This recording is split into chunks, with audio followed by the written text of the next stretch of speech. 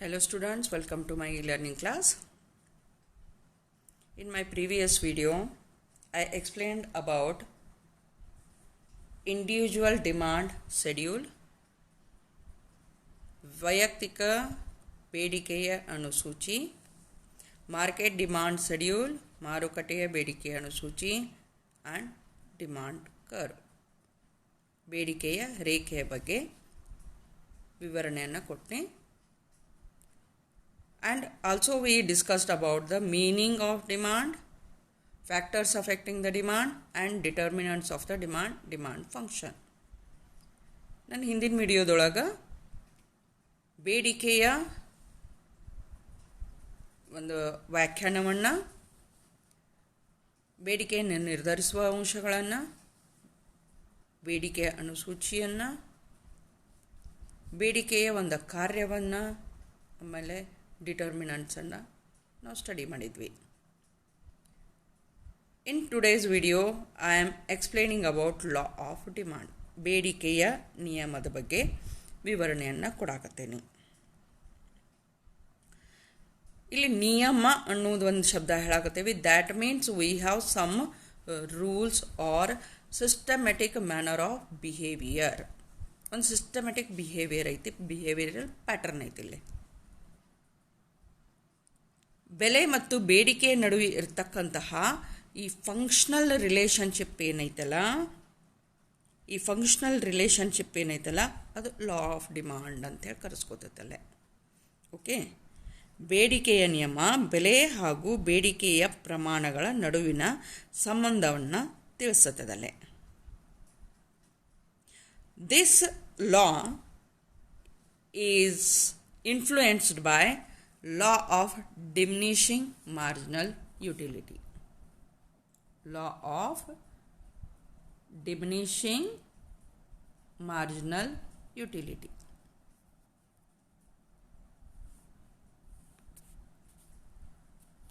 Marginal utility ಅಂತ ಹೇಳ್ತಾವೆ ನಾವು. What it says, consumption pattern ಮೇಲೆ ಹೇಳ್ತೈತೆ ಅದು ಮಾರ್ಜಿನಲ್ ಯುಟಿಲಿಟಿ. ಅಂಚಿನ ತುಷ್ಟಿಗುಣವನ್ನು ಹೇಳಾಕತ್ತೈತಲ್ಲೇ. ಅಂಚಿನ ತುಷ್ಟಿಗುಣ ಅಂತಂದರೆ ಏನು?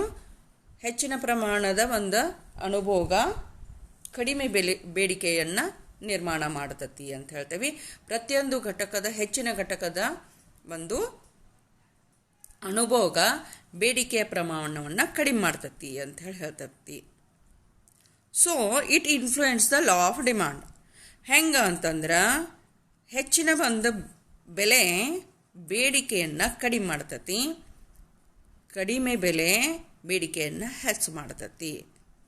ಇದನ್ನು ನಾವು ಏನಂತ ಹೇಳ್ತೇವೆ ಅಂತಂದ್ರೆ ಫಂಕ್ಷನಲ್ ರಿಲೇಷನ್ಶಿಪ್ ಅಂತ ಹೇಳ್ತೇವೆ. What we are going to call it as functional, ಕಾರ್ಯಾತ್ಮಕ ಸಂಬಂಧ ಅಂತ ಹೇಳ್ತೇವೆ. ಯಾವುದ್ರ ನಡು? ಬೆಲೆ ಮತ್ತು ಬೇಡಿಕೆ, ಇವೆ ಎರಡರ ನಡು ಇರತಕ್ಕಂತಹ ಒಂದು ಕಾರ್ಯಾತ್ಮಕ ಸಂಬಂಧ ಅಂತ ಹೇಳ್ತೇವೆ ನಾವಲ್ಲೇ. ಸೊ ದ ಕ್ವಾಂಟಿಟಿ ಡಿಮಾಂಡೆಡ್ ವಾರೀಸ್ ಇನ್ವರ್ಸಲಿ, ವಿರೋಧವಾದ ಸಂಬಂಧ ಅಂತ ಹೇಳ್ತೇವೆ ನಾವಲ್ಲಿ. ಯಾವುದ್ರ ನಡು? ಪ್ರೈಸ ಮತ್ತು ಡಿಮಾಂಡ್. ಡಿ ಅಂತಂದ್ರೆ ಡಿಮಾಂಡ್ ಅಂತ ಹೇಳಾಕತ್ತೇವೆ ನಾವಲ್ಲಿ. ವಿರೋಧವಾದ ಸಂಬಂಧ ಐತಿ. ಹೆಂಗೆ ಅಂತಂದ್ರೆ price falls, quantity demanded extends. Price ಕಡಿಮೆ ಆಯ್ತು, ಬೆಲೆ ಕಡಿಮೆ ಆಯ್ತು, ಬೇಡಿಕೆ ಏನಾಕತಿ? ಹೆಚ್ಚಾಕತಿ. ಬೆಲೆ ಹೆಚ್ಚಾತು, ಬೇಡಿಕೆ ಕಡಿಮೆ ಆಗ್ತತಿ. ಇದನ್ನು ನಾವು ಇನ್ವರ್ಸ್ ರಿಲೇಷನ್ಶಿಪ್ ಅಂತ ಹೇಳ್ತೇವೆ. ಪ್ರೈಸ್ ಆ್ಯಂಡ್ ಕ್ವಾಂಟಿಟಿ ಅದರ ನಡುವೆ ಇರತಕ್ಕಂತಹ ವಿರೋಧವಾದ ಸಂಬಂಧ ಅಂತ ಹೇಳ್ತೇವೆ. Which is called as law of demand ಅಂತ ಹೇಳ್ತೇವೆ ನಾವು. ಹೌ ಇಟ್ ವರ್ಕ್ಸ್, ಹೆಂಗೆ ಇದು ವರ್ಕ್ ಆಗ್ತತಿ? ಫಾರ್ ಎಕ್ಸಾಂಪಲ್, ಒಂದು ಆ್ಯಪಲ್ದ ಬೆಲೆ ಘಟಕ ಎಷ್ಟೈತಿ? ಆ್ಯಪಲ್ದ ಬೆಲೆ 1 ರೂಪಾಯಿ ಐತಿ ಅಂತಂದ್ರೆ ಬೇಡಿಕೆ ಎಷ್ಟಿರ್ತೈತಲ್ಲೇ? ಕ್ವಾಂಟಿಟಿ ಡಿಮಾಂಡೆಡ್ ಎಷ್ಟಿರ್ತೈತೆ ಅಲ್ಲೇ 5 ಇರ್ತೈತಿ. 2 ರೂಪಾಯಿ ಆಯ್ತು ಅಂತಂದ್ರೆ 4ಕ್ಕೆ ಬರ್ತೈತೆ ಅಲ್ಲಿ. 3 ರೂಪಾಯಿ ಆಯ್ತು ಅಂತಂದ್ರೆ 3ಕ್ಕೆ ಬರ್ತೈತಿ. 4 ರೂಪಾಯಿ ಆಯ್ತು ಆ್ಯಪಲ್ ಬೆಲೆ, ಆವತ್ನಾಗ 2 ಆಗ್ತೈತಿ. ಆ್ಯಪಲ್ ಬೆಲೆ 5 ರೂಪಾಯಿ ಆಯ್ತು ಅಂತಂದ್ರೆ ನೀವು ಎಷ್ಟು ತೊಗೋತೀರಿ, ಖರೀದಿ ಮಾಡ್ತೀರಿ? 1 ಆ್ಯಪಲ್ ಅಷ್ಟು ತೊಗೊತೀರಿ. ಇದು ಒಂದು ಜನರಲ್ ಟೆಂಡೆನ್ಸಿ ಐತಿ, ಹೌದಾ? ಹೆಂಗೆ ಆ್ಯಪಲ್ ಬೆಲೆ ಹೆಚ್ಚಾಕೊಂತ ಹೋತು, ಹಂಗೆ ಬೇಡಿಕೆ ಏನಾಯ್ತು ಅಂತಂದ್ರೆ ಕಡಿಮೆ ಆಕ್ಕೋಂತ ಬಂತು. ಅದನ್ನ ಈಗ ಉಲ್ಟಾ ಮಾಡೋಣ ನಾವು. ಉಲ್ಟಾ ಅಂತಂದ್ರೆ ಏನು? ಬೆಲೆ ಕಡಿಮೆ ಆಕೋತ ಹೋದದ್ದು, ಆವತ್ತಿನಾಗ ಡಿಮಾಂಡ್ ಏನಾಗ್ತೈತಿ? ಡಿಮಾಂಡ ಹೆಚ್ಚಾಕೋ ಅಂತ ಹೋಗ್ತತಿ. ಬೆಲೆ ಕಡಿಮೆ ಆಯ್ತು ಅಂತಂದ್ರೆ ಡಿಮಾಂಡ್ ಏನಾಗ್ತತಿ? ಹೆಚ್ಚಾಕೋ ಅಂತ ಹೋಗ್ತತಿ. People demand a larger quantity of goods and services only at a lower price than a higher price. ಹೆಚ್ಚಿನ ಬೆಲೆಗಿನ್ನೂ ಕಡಿಮೆ ಬೆಲೆ ಇತ್ತು ಅಂತಂದ್ರೆ ಸರಕು ಮತ್ತು ಸೇವೆಗಳ ಬೇಡಿಕೆ ಏನಾಗ್ತತಿ ಅಂತಂದ್ರೆ ಹೆಚ್ಚಿರ್ತತಿ. ಸರಕು ಮತ್ತು ಸೇವೆಗಳ ಬೆಲೆ ಕಡಿಮೆ ಇತ್ತು ಅಂತಂದ್ರೆ ಬೇಡಿಕೆಯ ಪ್ರಮಾಣ ಯಾವಾಗಲೂ ಹೆಚ್ಚಿರ್ತತಿ. ಜನ ಹೆಚ್ಚಿನ ಪ್ರಮಾಣದ ಬೇಡಿಕೆಯನ್ನು ಸಲ್ಲಿಸ್ತಾರಲ್ಲೇ. It means higher the price lesser will be the quantity demanded. ಹೆಚ್ಚಿನ ಬೆಲೆಗೆ ಕಡಿಮೆ ಬೇಡಿಕೆಯನ್ನು ಸಲ್ಲಿಸ್ತಾರ. Lower the price greater will be the quantity demanded. ಕಡಿಮೆ ಬೆಲೆ ಐತಿ ಅಂತಂದ್ರೆ ಬೇಡಿಕೆ ಹೆಚ್ಚಿರ್ತತಿ. Therefore, demand contracts with rising prices and extends with the falling prices. ಅದಕ್ಕೆ ಡಿಮಾಂಡ್ ಏನೈತಿ ಅಂತಂದ್ರೆ ಹೆಚ್ಚಿನ ಬೆಲೆಗೆ ಕುಂಠಿತಗೊಳ್ತತಿ, ಹಂಗೆ ಕಡಿಮೆ ಬೆಲೆಗೆ ಅದು ವಿಕಸತೆಗೊಳ್ತತಿ ಅಂತ ಹೇಳಿ ಹೇಳ್ತೇವೆ. ಅದಕ್ಕೆ ಇಲಾಸ್ಟಿಕ್ಸ್ ಟೈಪ್ ಐತಿ ಅಂತ ಹೇಳಿ ಹೇಳ್ತೇವೆ ನಾವು ಅಲ್ಲಿ. ಅಂದ್ರೆ ಆಕುಂಚನ ಮತ್ತು ವಿಕಸನ ಆಗ್ತಿರ್ತತಿ ಅಂಥೇಳಿ ಹೇಳ್ತೇವೆ. ಇದೇನು ಆಕುಂಚನ ಮತ್ತು ವಿಕಸನ ಆಗೋ ಒಂದು ಇದರದ್ದು ಪ್ಯಾಟರ್ನ್ ಐತಲ್ಲ, ಸಿಸ್ಟಮ್ ಐತಲ್ಲ, ಅದನ್ನ ನಾವು ಏನಂತೇವಿ ಅಂತಂದ್ರೆ ಲಾ ಆಫ್ ಡಿಮಾಂಡ್ ಅಂಥೇಳಿ ಹೇಳ್ತೇವೆ. It has been propounded. Law of demand ಏನೈತಲ್ಲ ಇದನ್ನು ಹೇಳಿದವರು ಮಾರ್ಷಲ್ ಅದಾರ. ಆಲ್ಫ್ರೆಡ್ ಮಾರ್ಷಲ್ ಅವರು ಫಸ್ಟಿಗೆ ಇದನ್ನು ಹೇಳಿದರು. ಲಾ ಆಫ್ ಡಿಮಾಂಡ ಇದು ಹಿಂಗೆ ಕೆಲಸ ಮಾಡ್ತತಿ ಅಂಥೇಳಿ. ಅಕಾರ್ಡಿಂಗ್ ಟು ಹೇಮ್, ಇತರೆ ಅಂಶಗಳು ಸಮಾನವಾಗಿದ್ದು. ಇತರೆ ಅಂಶಗಳು ಅಂದರೆ ಯಾವುದು ಹೇಳ್ತೇವೆ ನಾವಲ್ಲೇ? All things being equal are constant. ಇತರೆ ಅಂಶಗಳು, ಅದರ್ ವೇರಿಯೇಬಲ್ಸ್, ಚಲಕಗಳು ಅಂತ ಹೇಳ್ತೇವೆ ನಾವಲ್ಲಿ. ಚಲಕಗಳು ಇನ್ಕಮ್ ಇರಬಹುದು, ಸಪ್ಲೈ ಇರಬಹುದು, ಆಮೇಲೆ ಸಬ್ಸ್ಟಿಟ್ಯೂಟ್ ಪ್ರಾಡಕ್ಟದ ಬೆಲೆ ಇರಬಹುದು. ಉಳಿದದ್ದೆಲ್ಲನೂ ಏನದವ ಕಾನ್ಸ್ಟಂಟಾಗಿದ್ದುಕೊಂಡು ಬೇಡಿಕೆಯ ಪ್ರಮಾಣ ಇಳಿದ ಬೆಲೆಯೊಂದಿಗೆ ಹೆಚ್ಚುತ್ತದೆ. ಏನು ಹೇಳ್ತಾರವರು? ಇತರೆ ಅಂಶಗಳು ಸಮಾನವಾಗಿದ್ದು ಬೇಡಿಕೆಯ ಪ್ರಮಾಣ ಇಳಿದ ಬೆಲೆಯೊಂದಿಗೆ ಹೆಚ್ಚುತ್ತದೆ ಮತ್ತು ಏರಿದ ಬೆಲೆಗಳೊಂದಿಗೆ ಕಡಿಮೆಗೊಳ್ಳುತ್ತದೆ. ಮತ್ತೇನಾಗ್ತತಿ? ಏರಿದ ಬೆಲೆಯೊಂದಿಗೆ ಕಡಿಮೆ ಆಗ್ತತಿ ಅಂತ ಹೇಳಿ ಹೇಳ್ತಾರಲ್ಲ. Okay, if we look at another definition given by Bilas, being other things constant for a given period of time, quantity demanded rises with the falling prices and contracts with the rising prices and extends with the falling price ಅಂತ ಹೇಳಿ explain ಮಾಡ್ತಾರಲ್ಲೇ. Okay, ಬಿಲಾಸ್ ಅವರು ಏನು ಹೇಳ್ತಾರ ಅಂದ್ರೆ ಇತರೆ ಅಂಶಗಳು ಸಮಾನವಾಗಿದ್ದಾಗ, ಇಲ್ಲೇ ಕಾಮನ್ನಾಗಿ ಬರಾಕತ್ತದ ಒಂದ ಶಬ್ದ ಐತಲ್ಲೇ ಇತರೆ ಅಂಶಗಳು ಅಂದ್ರೆ ವಿವಿಧ ಚಲಕಗಳು ಅಂತ ಹೇಳಿ ಹೇಳ್ತೇವೆ ನಾವು ಅಲ್ಲೇ. ಓಕೆ, ಇತರೆ ಅಂಶಗಳು ಸಮಾನವಾಗಿದ್ದಾಗ ಪ್ರತಿ ಘಟಕ ಅವಧಿಯ ಬೇಡಿಕೆಯ ಪ್ರಮಾಣ ಕಡಿಮೆ ಬೆಲೆಯಲ್ಲಿ ದೊಡ್ಡದಾಗಿರುತ್ತದೆ. ಬೇಡಿಕೆಯ ಪ್ರಮಾಣ ಏನೈತಿ, ಕಡಿಮೆ ಬೆಲೆಯಲ್ಲಿ ದೊಡ್ಡದಾಗಿರುತ್ತದೆ ಮತ್ತು ಹೆಚ್ಚಿನ ಬೆಲೆಯಲ್ಲಿ ಸಣ್ಣದಾಗಿರುತ್ತದೆ ಎಂದು ಬೇಡಿಕೆ ನಿಯಮ ಹೇಳ್ತತಿ ಅಂತ ಹೇಳಿ ಹೇಳ್ತಾರಲ್ಲೇ. ಸೊ ಅಕಾರ್ಡಿಂಗ್ ಟು ದೀಸ್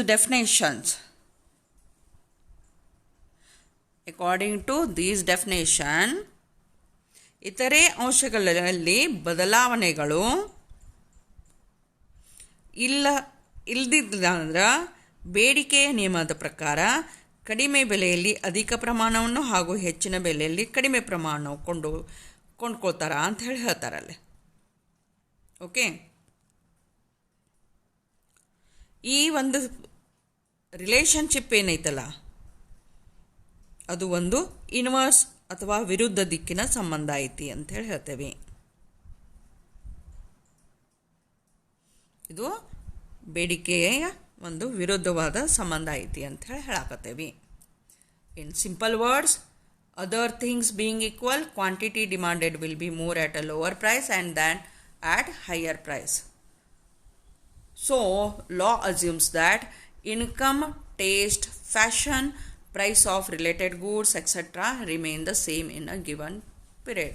ಆ ಚಲಕಗಳು ಯಾವ್ಯಾವ ಅದಾವ ಅಂತ ಹೇಳ್ತೇವೆ? ಆದಾಯ, ಅಭಿರುಚಿ, ಫ್ಯಾಷನ್, ಸಂಬಂಧಿತ ಸರಕುಗಳ ಬೆಲೆಗಳು ಇತ್ಯಾದಿ ಏನದಾವ ಅಂತಂದ್ರೆ ಒಂದು ನಿರ್ಧಾರಿತ ಅವಧಿಯಲ್ಲಿ ಸ್ಥಿರವಾಗ್ಯದಾವ ಅಂತ ಹೇಳ್ತೇವೆ. The law indicates the inverse relationship between the price of a commodity and its quantity demanded in the market.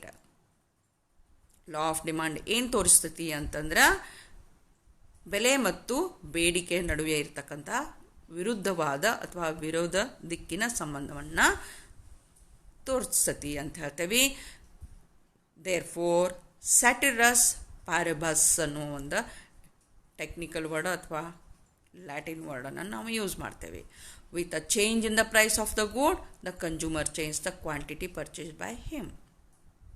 ಬದಲಾದ ಬೆಲೆಗೆ ಅನುಭೋಗಿ ಬೇಡಿಕೆಯ ಪ್ರಮಾಣವನ್ನು ಸಹ ಬದಲಾಯಿಸುತ್ತಾನ. The quantity demanded must be related to the time interval over which it is purchased. ಬೇಡಿಕೆಯ ಪ್ರಮಾಣದ ಬಗ್ಗೆ ಏನು ಮಾತಾಡಕತ್ತೇವಲ್ಲ ಅದು ಒಂದು ನಿರ್ಧಾರಿತ ಸಮಯಕ್ಕಿರಬೇಕು, ಯಾವಾಗ ಗ್ರಾಹಕ ಅದನ್ನು ಖರೀದಿ ಮಾಡಾಕತ್ತಾನ. ಸ್ಯಾಟರಿಸ್ ಪರಿಭಾಷೆನ ಏನು ಹೇಳಾಕತ್ತೇವೆ ನಾವಲ್ಲೇ, it is giving two conditions to law of demand. Law of ಡಿಮಾಂಡಕ್ಕೆ 2 ಕಂಡೀಷನ್ಸ್ ಕೊಡಾಕತ್ತಲ್ಲೇ.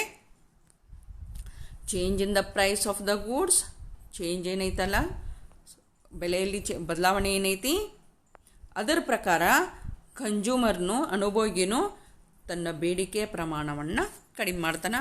ಹಂಗನ ತನ್ನ ಖರೀದಿ ಏನೈತಲ್ಲ ಅದನ್ನು ಬದಲಾವಣೆಯನ್ನು ಮಾಡ್ಕೋತಾನೆ ಅಕಾರ್ಡಿಂಗ್ ಟು ದ ಪ್ರೈಸ್. ಹೆಚ್ಚರ ಇರುವಲ್ದಕ್ಕೆ ಕಡಿಮೆ ಇರಲ್ವ ಅದನ್ನು ಹೇಳಾಕತ್ತಿಲ್ಲ ನಾವಲ್ಲೇ, ಬದಲಾವಣೆ ಮಾಡ್ಕೊಳಕತ್ತಾನ ಅಂತ ಹೇಳ್ತೇವೆ. ಎರಡನೇದೇನು ಹೇಳಾಕತ್ತೈತಿ ಅಂತಂದ್ರೆ it is for a time interval, ಒಂದು ಕಾಲಕ್ಕೆ ಅಥವಾ ಸಮಯಕ್ಕೆ ಅವಧಿಗೆ ಸ್ಥಿರವಾಗೈತಿ ಅಂತ ಹೇಳಿ ಹೇಳ್ತೇವೆ. ಯಾವ ಒಂದು ಅವಧಿ ಅದು, when he is going to purchase, ಖರೀದಿಯನ್ನು ಯಾವಾಗ ಮಾಡಾಕತ್ತಾನಲ್ಲ ಅದು ಅಂತ ಹೇಳಿ ಹೇಳ್ತೇವೆ ನಾವಲ್ಲಿ. Okay, so as we know law assumes some of the factors. So here are the assumption of the law. ಬೇಡಿಕೆಯ ನಿಯಮದ ಊಹೆಗಳು ಅಂತ ಹೇಳಿ ಹೇಳ್ತೇವೆ ನಾವು. ಏನಂತೇವಿ? ಊಹೆಗಳು. ಯಾವುದ ಒಂದು ಎಕನಾಮಿಕ್ ಥಿಯರಿ ನಾವು ಸ್ಟಡಿ ಮಾಡ್ತೇವಿ ಅಂತಂದ್ರೆ it is based on some of the assumptions ಅದಾವ, ಅದಕ್ಕೆ ಕ್ರಿಟಿಸಿಸಮ್ಸು ಅದಾವ ಅಲ್ಲಿ. So first assumption, income of the buyer remains the same. ಆದಾಯ ಏನೈತಿ ಅಂತಂದ್ರೆ ಅನುಭೋಗಿ ಆದಾಯ ಸ್ಥಿರವಾಗಿ ಐತಿ ಅಂತ ಹೇಳಿ ಹೇಳ್ತಾರೆ. The taste of the buyer does not change. ಅಭಿರುಚಿ ಬದಲಾಗುವುದಿಲ್ಲ. ಅನುಭೋಗಿಯ ಅಭಿರುಚಿ ಬದಲಾಗಿಲ್ಲ. Price of the related goods substitute and complement remain the same. ಅನುರೂಪಿ ಸರಕುಗಳು ಬದಲಿ ಸರಕುಗಳ ಬೆಲೆಯಲ್ಲಿ ಬದಲಾವಣೆ ಇಲ್ಲ. No close substitute is discovered. ಬದಲಿ ಸರಕುಗಳು ಇಲ್ಲ. ಅಂದರೆ ಯಾವಾಗಿದು ಲಾ ಆಫ್ ಡಿಮಾಂಡ್ ಅಪ್ಲೈ ಆಗ್ತತಿ? ಈ ಒಂದು ಅಸಂಪ್ಷನ್ ಇದ್ದಾಗ ಅಥವಾ ಊಹೆಗಳಿದ್ದಾಗ. There is no prestige value for the product in question. ಯಾವ ಸರಕಿನ ಬಗ್ಗೆ ಮಾತಾಡಕತ್ತೇವಲ್ಲ ಅದಕ್ಕೆ ಪ್ರೆಸ್ಟೀಜ್ ವ್ಯಾಲ್ಯೂ, ಪ್ರತಿಷ್ಠೆಯ ಒಂದು ಸಂಕೇತ ಇರಬಾರ್ದು. ಯಾಕಂದರೆ ಲಾ of demand doesn't apply for this. ಪ್ರತಿಷ್ಠೆಯ ಒಂದು ಸಂಕೇತ ಇರಬಾರ್ದು, ಅಲ್ಲಿದು ಅಪ್ಲೈ ಆಗಂಗಿಲ್ಲ. ಅದನ್ನು ನಾನು ಎಕ್ಸೆಪ್ಷನ್ಸ್ ಒಳಗೆ ಎಕ್ಸ್ಪ್ಲನೇಷನ್ ಮಾಡ್ತೀನಿ ನನ್ನ ನೆಕ್ಸ್ಟ್ ವಿಡಿಯೋದೊಳಗೆ ಅಬೌಟ್ ದಿಸ್ ಪ್ರೆಸ್ಟೀಜ್ ವ್ಯಾಲ್ಯೂ. ಪ್ರತಿಷ್ಠೆಯ ಪ್ರತೀಕ ಇರಬಾರ್ದು ಅಂತೇಳಿ ಹೇಳಾಕತ್ತೀವಿ. Please like, share, subscribe my channel for further updates. Soon we will see the exception for the law of demand in my next video. Thank you.